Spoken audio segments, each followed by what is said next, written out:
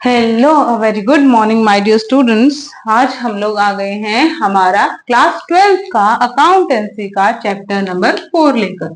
ठीक है स्टूडेंट्स, हमारे चैप्टर का नाम क्या है? Dissolution of partnership form. सबसे मेन बात देखिए क्या होता है। पार्टनरशिप हमने कर लिया, फॉर्म हमने पढ़ लिया क्या होता है। अब हम समझेंगे डिसोल्यूशन ऑफ पार्टनरशिप। दो चीजें होती है स्टूडेंट्स, एक तो डिसोल्व होना पार्टनरशिप का, यानी कि पार्टनरशिप के एग्रीमेंट का एंड होना। क्या बोलता है? पार्टनरशिप के एग्रीमेंट का एंड होना। What does it mean? It means, देखो हमने पढ़ा था ना, क्या हो रहा था कि कोई पार्टनर डेथ हो रही थी उसकी, या किसी भी रिटायरमेंट हो रही थी, है ना। तो तब भी क्या हो रहा है स्टूडेंट्स, ए बी सी तीन पार्टनर से सपोज करो, इन तीनों में से सपोज ए सी की डेथ हो गई, तब भी एग्रीमेंट तो न्यू बन रहा था। पार्टनरशिप फॉर्म के अंदर एग्रीमेंट तब भी डिसोल्व हुआ था, बट उस टाइम पे भी क्या हो रहा था, हमारे पास पार्टनरशिप चल रही थी, सब कुछ न्यू हुआ। But dissolution of partnership form का मतलब क्या है? सिर्फ और सिर्फ पार्टनरशिप का एंड, पूरी फर्म को डिसोल्व करना, पूरी फर्म को क्या कर देना? एंड कर देना। जो एसेट्स है सेल कर देना, लायबिलिटीज को पे आउट कर लेना, कैपिटल है पार्टनर्स लेके चले गए, उसको बोलते हैं डिसोल्यूशन ऑफ पार्टनरशिप फर्म। यानी कि पार्टनरशिप फर्म का क्या हो जाना स्टूडेंट्स? पूरे तरीके से एंड हो जाना। यानी कि जो उसकी फर्म थी ना, क्या थी? फर्म, उस फर्म का शट डाउन, बिल्कुल शट डाउन, बंद हो गई फर्म, चालू नहीं रही, बिल्कुल क्लोज्ड। ठीक है स्टूडेंट्स, आगे हमारे पास बोलता है कि मैम अब इसमें क्या करना पड़ता है। इसमें करते हैं स्टूडेंट्स, जो भी आपके पास एसेट्स होगी, क्या होगी? एसेट्स होगी, और जो लाइबिलिटीज होती है, सारे फर्म्स के पास एसेट भी होती है, लाइबिलिटीज भी होती है ना। तो हम इसके अंदर क्या करते हैं, हमारी एसेट्स को सोल्ड करके, क्या करके? सोल्ड करके, बेचकर हमारी लाइबिलिटीज को क्या करेंगे स्टूडेंट्स? पे आउट करेंगे। यानी कि जिन जिनको हम लोग लायबल है पे करने के लिए, उनको हम लोग पे करेंगे। ये होता है स्टूडेंट्स क्या? हमारा dissolution of partnership form. Mainly अगर हम बात करें ना डिसोल्यूशन ऑफ पार्टनरशिप फॉर्म, तो इस तरह से वर्क करती है हमारी डिसोल्यूशन ऑफ पार्टनरशिप फॉर्म्स। अब ये क्या करते हैं स्टूडेंट्स, अब इसके अंदर आपके पास कुछ चीजें होती है। क्या होता है? सबसे पहले तो इसके अंदर रिवोल्यूशन अकाउंट नहीं बनता, इसके अंदर बनता है रियलाइजेशन अकाउंट। कौन सा अकाउंट बनेगा? Realisation account. उसके बाद बनेगा कैपिटल अकाउंट। क्या बनेगा? Capital account. इसके अंदर हम लोग बैलेंस शीट मेंटेन नहीं करते। स्टूडेंट्स, बैलेंस शीट हम लोग मेंटेन क्यों नहीं करते? जब हमारे पास बिजनेस ही खत्म हो गया, हर एसेट ही बिक गई, लाइबिलिटीज को पे कर दिया, तो रहा क्या? कुछ रहेगा? कुछ भी नहीं रहेगा। तो बैलेंस शीट क्या बनाएंगे? नहीं बना सकते। हाँ जी, अगर हो सके तो कई बार क्या होता है, हमारा इसमें लोन अकाउंट बनता है। क्या बनता है? पार्टनर्स का लोन अकाउंट। क्या बनेगा स्टूडेंट्स हमारे पास? Partners loan account. ये होता है हमारे पास। जो भी हमारे पास चीजें हैं इस तरीके से वर्क करती हैं।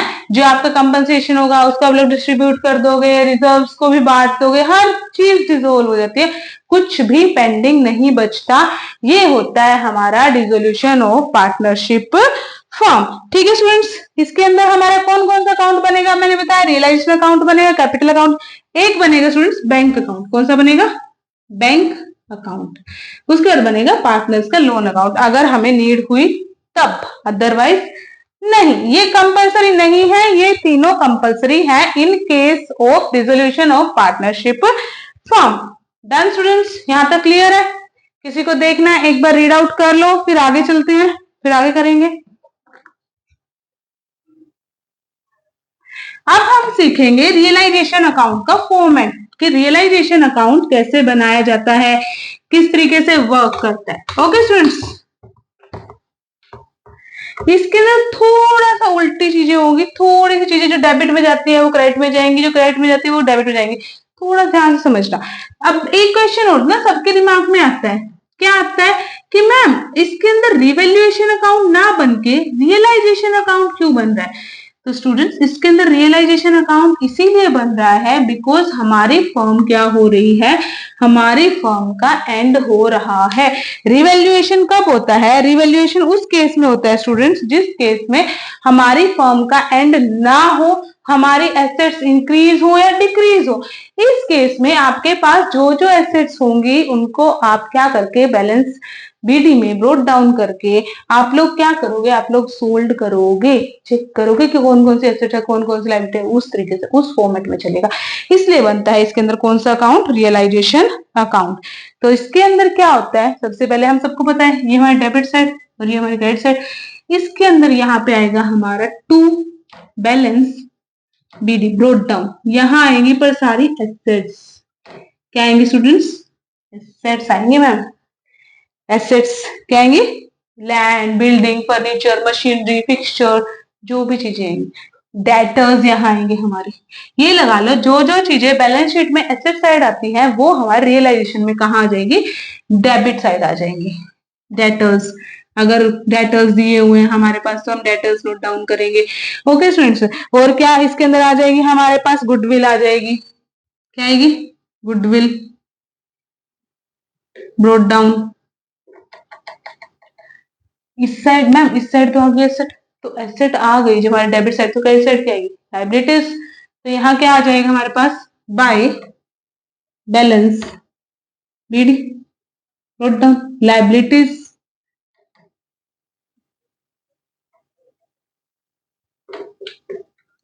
क्या आ जाएंगे, क्रेडिटर्स,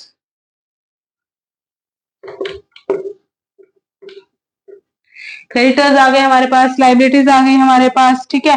कोई बैंक ओवरड्राफ्ट पड़ा है, बैंक ओडी, कोई बैंक ओडी है हमारे पास, कोई provision for provident for sorry provision for debtors है, बैड डेट्स है, प्रोविजन फॉर बैड डेट्स है कोई, वो आ जाएगा हमारा यहाँ पे, ठीक है स्टूडेंट्स। एम्प्लॉयमेंट रिजर्व फंड आ जाएगा हमारे पास, जर्नल रिजर्व आ जाएंगे, जर्नल रिजर्व कहाँ आएंगे, एसेट साइड में आएंगे स्टूडेंट्स, ठीक है। तो अब क्या करते हैं, अब लिखते हैं यहाँ पे टू, गैप कर लेते, थोड़ा सा बनेगा इसके अंदर ही, पर थोड़ा सा आपको समझाने के लिए गैप कर रही हूँ, ध्यान रखना ध्यान से कहाँ पे गैप किया, पेन दूसरे मार्कर से यूज कर सकते हैं हम। अब क्या होगा स्टूडेंट्स, अब होगा हमारे पास टू बैंक, क्या आएगा, टू बैंक अकाउंट। अब मैम बैंक अकाउंट क्यों आया यहाँ पे हमारे पास, स्टूडेंट्स बैंक अकाउंट इसीलिए आया बिकॉज अब हम लोग क्या करेंगे, लाइबिलिटीज को पे करेंगे, क्या करेंगे, लाइबिलिटीज को पे करेंगे। मैम लाइबिलिटीज को पे कैसे करेंगे, एसेट तो सेल नहीं करेंगे, तो बस फिर पहले एसेट सेल करेंगे by bank account, assets sold, assets बेच देंगे जो भी हमारे पास होगी स्टूडेंट्स, ठीक है। अगर हमारे पास क्या है, पार्टनर्स की कैपिटल है, बाय पार्टनर्स कैपिटल, तो क्या कर दोगे इसको, इसको पार्टनर्स के कैपिटल अकाउंट में डिस्ट्रीब्यूट कर दोगे, यानी कि पार्टनर्स को दे दोगे। ऑब्वियस है, जब बिजनेस बंद ही हो रहा है तो पार्टनर्स की कैपिटल बिजनेस रख के करेगा भी क्या, तो इसीलिए जो भी पार्टनर्स की कैपिटल होगी उसको कहाँ ट्रांसफर कर दिया जाएगा, हमारे पार्टनर्स के कैपिटल अकाउंट में ट्रांसफर कर दिया जाएगा। हाँ जी, एक केस होता है अगर if assets were taken by the partner, अगर जो एसेट बिक रही है उस एसेट को कौन ले ले स्टूडेंट, पार्टनर ले लेता है, तो उस केस में हम लोग क्या करेंगे, उसकी कैपिटल में से वो अमाउंट डिडक्ट कर लेंगे और फिर हम उस पार्टनर को वो कैपिटल प्रोवाइड करवाएंगे। ओके, अगर कोई आपके पास इस चीज के रिगार्ड में कि पार्टनर ने ली है या नहीं ली है, कोई इन्फॉर्मेशन प्रोवाइड नहीं किया है, तो आप उसको कंटिन्यू नहीं करोगे। अब यहाँ पे क्या है, जो चीजें टेंजिबल होंगी यानी कि दिख रही, सबको पता है, उसको सोल्ड कर देंगे, उसका प्रॉफिट आ जाएगा, ठीक है स्टूडेंट्स। बट जो चीजें इनटेंजिबल हैं उनका कहीं पर भी कोई भी चीज मेंशन आउट नहीं होगी, ध्यान रखना। अगर हमारे प्रोडक्ट्स क्या है स्टूडेंट्स, इनटेंजिबल है तो उसकी वैल्यू जीरो होगी, बिल्कुल जीरो। अगर लॉस आया तो यहां आ जाएगा by loss on realisation account, ठीक है स्टूडेंट्स। अब लाइबिलिटीज पे आउट करने की बारी आ गई मैम। जब लाइबिलिटीज पे आउट हो रही है स्टूडेंट्स, तो हमने अगर देखा कि हमारी जो कैपिटल है, अगर हमारे पार्टनर ने कोई एसेट ले लिया तो हम लोग क्या करेंगे, तो हम लोग यहां लिख देंगे to partners capital account. Okay students, अब क्या होता है, कई बार ऐसा होता है कि कोई पार्टनर क्या करता है, लाइबिलिटी को पे कर देता है। लाइबिलिटी थी, पार्टनर कहता है कि भाई चलो तुम मुझे बाद में दे देना, अभी मैं पे कर देता हूं।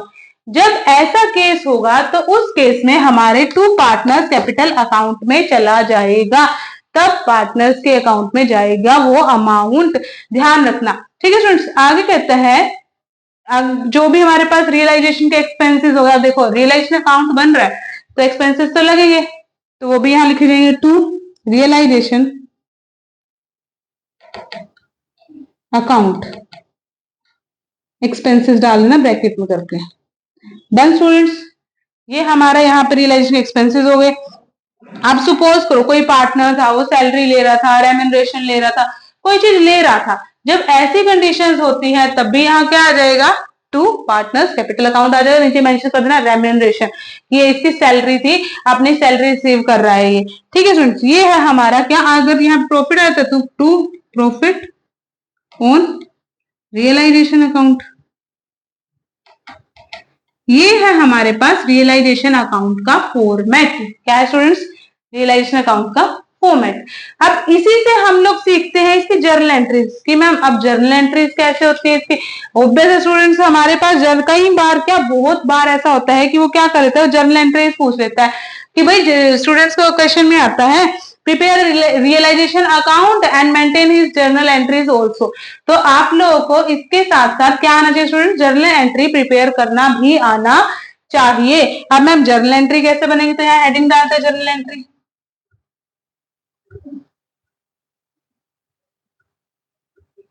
पहले देखो किसकी करें, एसेट साइड की करें या लाइबिलिटी साइड की करें, एक बार पढ़ी, एक बार रीड कर लीजिए, इसको स्क्रीनशॉट लेना है, जिन बच्चों का स्क्रीनशॉट ले लीजिए, क्योंकि स्टूडेंट्स ये बहुत इंपॉर्टेंट है इस चैप्टर के अंदर। पूरे चैप्टर में यही चलेगा, इसका capital account and loan account, sorry bank account and loan account, यही 3-4 चीजें चलेंगी।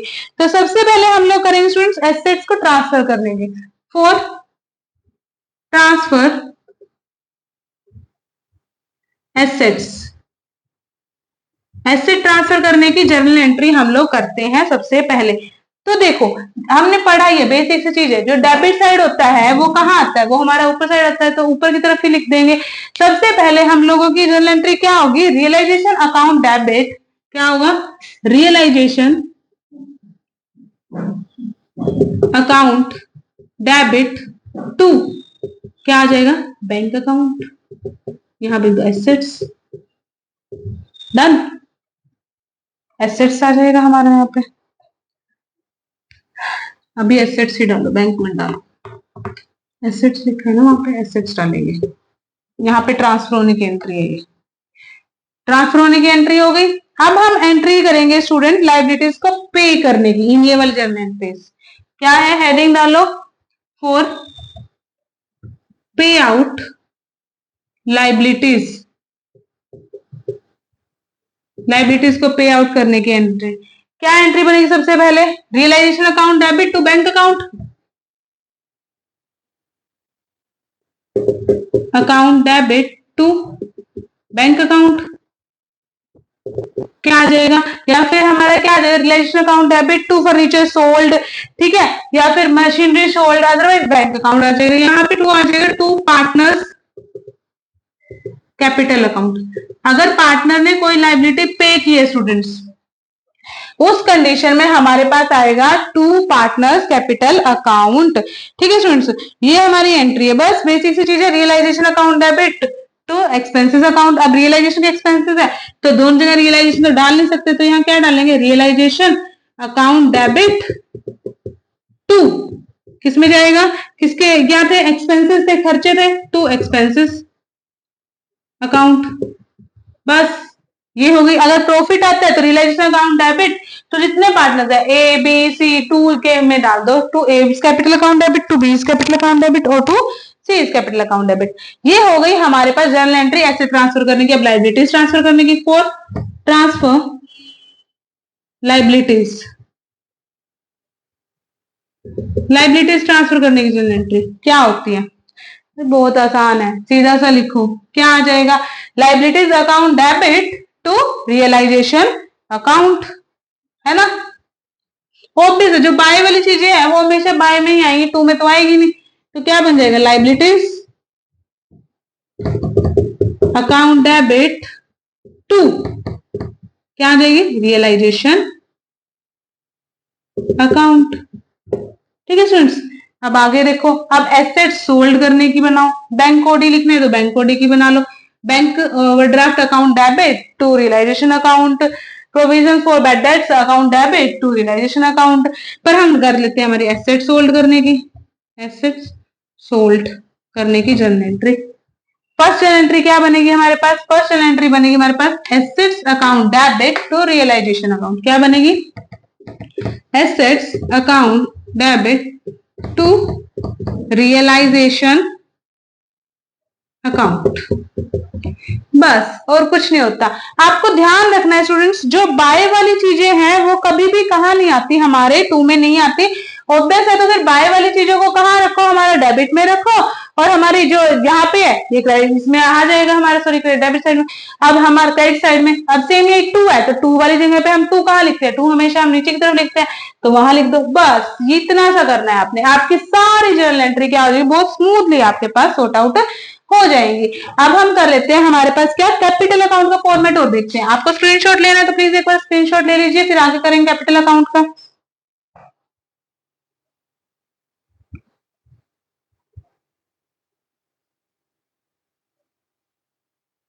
कैपिटल अकाउंट का फॉर्मेट देख लेते हैं स्टूडेंट्स, यहाँ पे बना देती हूँ।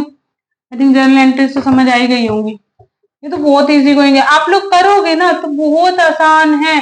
एक बार ट्राई करो आप। ये मत, एक चीज और ध्यान रखना स्टूडेंट्स, अगर आपने ये सोच लिया ना कि बस भाई मैम ने करवा दिया अब हमें करने की क्या जरूरत है, सर ने करवा दिया अब हमें करने की क्या जरूरत है, नहीं होगा, बिल्कुल भी नहीं होगा। आपको खुद से करना बहुत ज्यादा जरूरी है। जब तक खुद से नहीं करोगे तब तक आपके पास चीजें सॉर्ट आउट नहीं होंगी, सम सोल्व नहीं होगा, आंसर नहीं आएगा, और तो और आपको फॉर्मेट भी याद नहीं होगा। इसीलिए हमें क्या करने की जरूरत है? हमें चीजों को समझने की भी जरूरत है। ओके स्टूडेंट्स, और करने की भी। सुनिए ना वो line, practice makes a man perfect. Same वही वुमेन्स के लिए भी है। कई लड़कियां गई मैम हमारे लिए थोड़ी, हम तो परफेक्ट है। नहीं नहीं, डायलॉग बाजी नहीं करने का, ठीक है ना, काम करने का। काम करो, करते हैं स्टार्ट। तो करते हैं स्टार्ट। अब बेसिकली जो जो चीजें हमारे पास बच गई ना, इन चीजों को हमने एडजस्टमेंट अभी तक नहीं किए, रिजर्व्स हो गए, वर्कमैन कंपनसेशन रिजर्व हो गए, वो यहाँ जाएंगे। उनकी जर्नल एंट्री कहाँ होगी? उनकी जर्नल एंट्री मैम यहाँ होगी हमारे पास। तो स्टार्ट करते हैं। स्टार्ट कर रहे हैं तो सबसे पहले क्या लिखेंगे? To balance BD. अगर हमारे पास प्रॉफिट में आए तो यहाँ आ जाएगा बाय बैलेंस बीडी। प्रॉफिट आया तो यहाँ लिख दो भाई, लॉस आया तो यहाँ लिख दो। Choice yours. देखते हैं क्या बैलेंस रहता है, प्रॉफिट या फिर कैपिटल, जितनी पार्टनर्स की कैपिटल होती है वो लिख देते हैं। उसके बाद करते हैं बाय रिजर्व्स। रिजर्व्स को लिखिए, यहाँ नहीं, सॉरी कैपिटल ही आएगा हमारे पार्टनर्स को, तो उधर ही जाएगा बाय रिजर्व्स। रिजर्व्स को हम लोग क्या करेंगे? जो भी प्रॉफिट शेयरिंग रेशियो होगी उस प्रॉफिट शेयरिंग रेशियो में हम लोग पार्टनर्स के बीच में रिजर्व्स को बांट देंगे। अब क्या हो जाएगा? By realisation. कौन सी? Liabilities paid. जिस भी पार्टनर ने लाइबिलिटी पे की होगी, सपोज बी ने करी है, तो हम उसके अकाउंट में ही उस अमाउंट को मेंशन कर देंगे।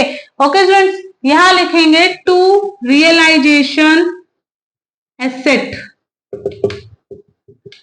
अब जिस भी पार्टनर ने एसेट को परचेज किया होगा वो यहां आ जाएगा, एसेट डाल लेना, ठीक है। सपोज ए ने खरीद लिया था बिजनेस से, ए कहता प्रिंटर तुम मुझे दे दो, प्रिंटर मैं पैसे दे दूंगा, तो वो ए के अकाउंट में जाएगा स्टूडेंट्स। आगे क्या आता है? आगे बस टू बैंक कर दो, बैंक अकाउंट। ऑब्वियस है, सारी चीजें जो अगर कैश है तो कैश को डिस्ट्रीब्यूट कर देंगे, नहीं है तो नहीं है। बस ये हो गया हमारा क्या? कैपिटल अकाउंट का फॉर्मेट। ओके स्टूडेंट्स, आज का सेशन यहीं तक रखते हैं। आई होप कि आप सबको समझ आया होगा। स्टूडेंट्स, अगर आप सबको समझ आया तो प्लीज मेरे चैनल को लाइक कीजिए, प्लीज मेरे चैनल को सब्सक्राइब कीजिए, वीडियोस को लाइक कीजिए और कमेंट करके ये बताना ना भूलें कि आप नेक्स्ट चैप्टर कौन सा करना चाहते हैं या फिर आपको इस क्वेश्चन में क्या चीज समझ नहीं आई या क्या चीज समझ अच्छे से आई। Okay students, thank you and have a nice day.